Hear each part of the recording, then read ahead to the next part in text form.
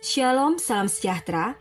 Departemen Bakti Wanita Advent Uni Indonesia Kawasan Barat mempersembahkan Renungan Harian Wanita Kristen 2023 disusun oleh Ibu Ria Sinuraya. Jumat 12 Mei dengan judul Siapa yang tahan berdiri di hadapan Tuhan yang kudus? Firman Tuhan di dalam 1 Samuel 6 ayat 20, dan orang-orang Bet-Semes berkata, siapakah yang tahan berdiri di hadapan Tuhan, Allah yang kudus ini? Kepada siapakah ia akan berangkat meninggalkan kita? Suatu ketika, saya merasa sangat sedih saat melihat saudara saya menolak saat diajak beribadah. Bahkan kata-kata kasar yang sangat tidak pantas diucapkan dan disampaikannya saat emosinya tidak dapat ia kendalikan. Keluarga bagi saya saat itu adalah sebuah tempat yang menyiksa batin saya, sebab tidak ada kedamaian dan kehangatan yang setiap insan rindukan dalam sebuah keluarga. Saya selalu gelisah dengan keadaan keluarga saya. Yang menguatkan saya adalah ketika saya mengingat cerita Tuhan, bagaimana ia ditolak kehadirannya di dunia ini. Padahal dengan cara yang lemah lembut dan penuh kasih ia datang. Namun ia ditolak, tidak dipedulikan, dan tidak didengarkan, bahkan dianggap sebagai orang jahat lalu dibunuh. Pada saat itulah, saya mendengar bisikan yang berisi sebuah ayat dalam Alkitab, yaitu, serahkanlah segala kekhawatiranmu kepadanya, sebab ia yang memelihara kamu. Lalu saya mencoba mencari di mana ayat tersebut dalam Alkitab saya. Dan saya menemukannya dalam 1 Petrus 5 ayat 7. Melalui ayat inilah saya merasa lebih tenang.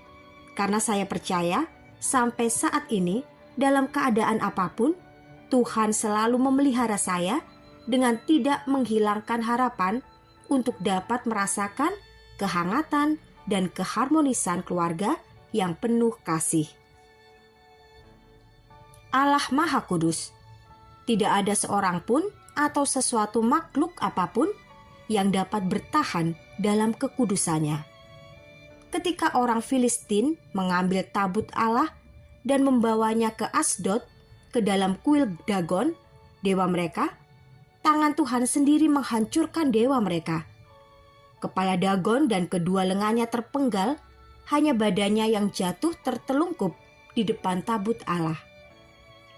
Lalu mereka pindahkan ke beberapa tempat, dan di tiap tempat itu Allah mendatangkan borok dan menekan tanah mereka hingga teriakan kesakitan mereka sampai ke langit.